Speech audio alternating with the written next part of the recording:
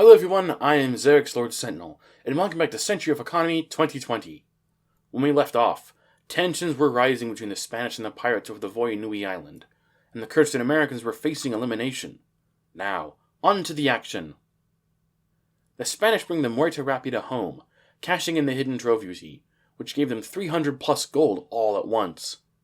Despite this massive influx of gold, they do not spend lavishly, only putting the Corazon Dorado and Fleet Admiral Sebastian Salazar into the water at the Hidden Cove Island. They also built Fortaleza Dorada on one of the guide islands to Voyanui. The Spanish battleships have reached the bay and are securing the way for the smaller Spanish runners. Knowing that they are doomed if they do nothing, the Cursed take a gamble and manage to land all their runners at the Archway Island, loading metals. Their hope is that the pirates lack the firepower to eliminate all their ships at once. The King Jones has also positioned herself to help protect the gold runners. Back at home, the Serpent's Fang manages to draw a bead on the rusty harpoon with both masts. A shoot action later, and the harpoon is down 2 masts. The Vengeance uses her sim action twice in Canswing to bring the brave Selkirk to the surface, and eliminate both of her segments. The Providence was given a shoot action, and connected both times to sink the brave Selkirk. The French continue gathering gold, and spend some of it to expand their gold fleet, putting ships into the water at their trading port, St. Pierre, Bastille, Paradis, and Home Island. The St. Denis, Le Argus, Le Atlante, Le Courageux, La Dijon with an explorer, La Geographe, La Félicite, La Bayonette, the Tepent with a captain, helmsman, cannoneer, and oarsman, and the Intrépide. The King Jones is attacked by the Darkhawk II, and was more or less undamaged by the pirate ship. But then the Jape weighed in. Connecting with her cannons, as well as landing a firepot and succeeding with her ram, the Jape takes the King Jones down to 2 masts standing. The Golden Medusa braves the Sargasso Sea, and manages to take a mast off of the Strix. The Black Pearl sails forward, but only manages to eliminate 1 mast from the King Jones. The Siren Song makes for the whirlpool, while the Belladonna emerges from the portal. The Spanish are not pleased to see the pirates, and send a missive to Pirate Command letting them know this. The once deserted Voyanui is now bustling with ships. Inside the bay, the Amity has made land and found a chest, with the Hades Flame close behind her. The Algeciras and Diablo are keeping to their side of the bay, and keeping an eye on the pirates, with assistance from the battleship La Fuega. The Broken Key is presumably there for the same reasons that the Fuega is, and the Pride and Doombox are being brought in for additional security. A wider shot reveals the outside of the bay, with a host of pirate ships clustered around Erebor on the guide island. Spanish forces in the area are limited, but they have staked a claim to Voyanui as surely as the pirates have. An iceberg ruins plans for the Cursed, as the number 4 berg dismasts the Strix and damages the Golden Medusa. The Angel Dorado moves through a whirlpool, taking the Armada flotilla with her, and losing a mast in the process. She emerges in Voyanui Bay, with her sights set on the singular beach.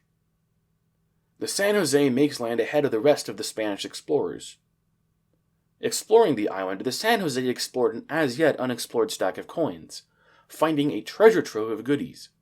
Smuggled goods, protection from Davy Jones, Elizabeth's Piece of 8, Nemo's plans, the Cross of Coronado, and the Gem of Hades. The gem made the San Jose cursed, while the combination of Nemo's plans and the Cross of Coronado meant that the San Jose could ignore damage almost indefinitely. More significant was the Piece of 8, which could be used to give an action to a pirate ship. The pirates would naturally want this UT for themselves, and the cursed would very much like to use it against them. The Spanish also want some of the things that the San Jose has found, and so launch 2 ships with the intent of getting them back. The Tilnell is launched from Fortaleza Dorada, with Nikos Chilos and a helmsman. The Splendor is launched at the lagoon, with a helmsman. The Cursed are worried about the survival of the San Jose, since they know the pirates will be coming after them. As such, they direct the San Jose into the Spanish waters, reasoning that the Spanish are more likely to leave the San Jose floating than the pirates are. Elsewhere, all of the Cursed runners return home, save the Strix, along with the King Jones, which puts out its fire. The Cursed spend all of their gold on the Sea Devil, with Sammy the Skull, Return to savage shores, Papa Doc. A helmsman, cannoneer, and oarsman. The Americans are still garrisoned at their home island, watching the Spanish watch them. With help from Lebeau, they have been able to gather some metals from Sharktooth Island, which has annoyed the Spanish. The Lamon and derelict Justice are cruising about French waters, so far safe from the wrath of the Spanish. The Cheyenne meets up with the Bouchouan and captured Phantom. The Bouchouan is carrying the gold owed to the Americans for them clearing away icebergs in the Northern Ocean. Whether the Americans can make use of this massive payout remains to be seen. The Golden Medusa sinks the Strix easily. The pirates bring in some more ships, determined that the Cursed will never get gold again. One Black Pearl sets up a blockade of the Archway Island, while another attempts to board the Celestin, losing. The King Jones has also been boarded, but the action resulted in a tie. The Cannibal King pursues the San Jose through a whirlpool, but loses a mast. The Belladonna looks to join in, altering course. The Hades Flame makes land next to the Amity, finding rum, power cannons, and natives. The Amity is given a second explore action, and finds Marines in an Aztec medallion. The Cannibal King comes about with an extra action and rams a mast off of the San Jose, then takes the piece of 8 UT. The pirates had used the Nightmare's Knot UT to cancel the ability of Nemo's plans, meaning the San Jose would only be able to ignore damage to a mast once. The Pride and Doombox emerge from the whirlpool directly in front of the San Jose, boxing her in. The Doombox opens fire, hitting with all cannons to dismast the San Jose, even after it revealed the Cross of Coronado. The Forward was warped in next, giving the pirates a true gunship to deal with the San Jose. It took 2 additional shoot actions to sink the derelict hulk of the San Jose, which annoyed the pirates greatly as it meant spending fleet actions, and also highly annoyed the Spanish, who had wanted some of the things on the San Jose. A storm moves over part of the lagoon island. If it stays over land for 3 rounds, it is removed from the game.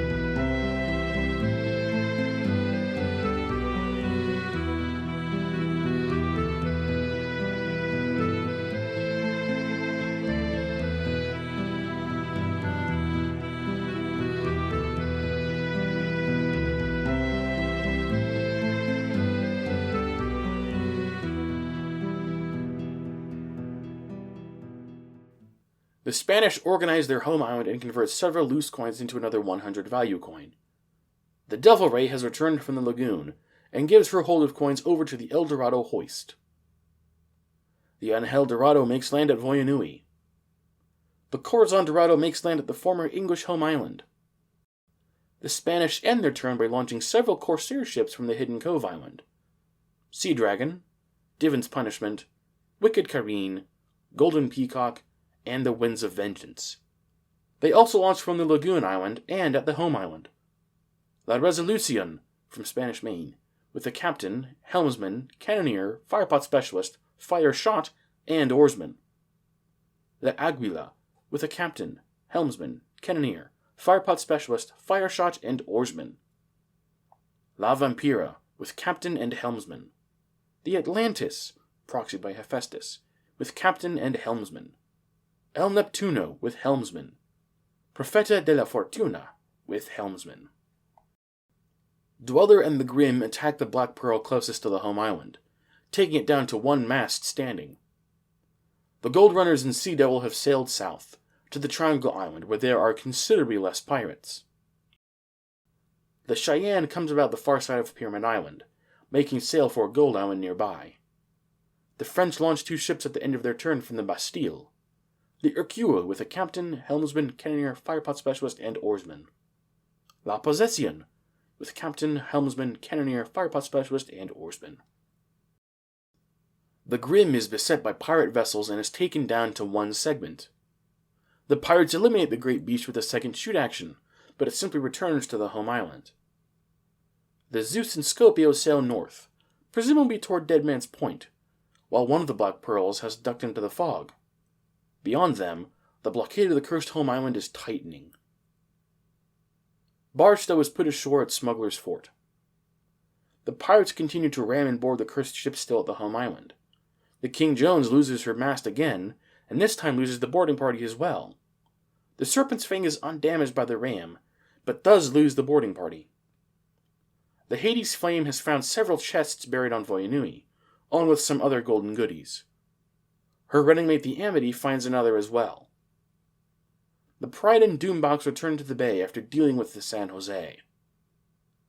The Silent Song turns about, making land at the Gold Island again, despite the presence of the Spanish gunships.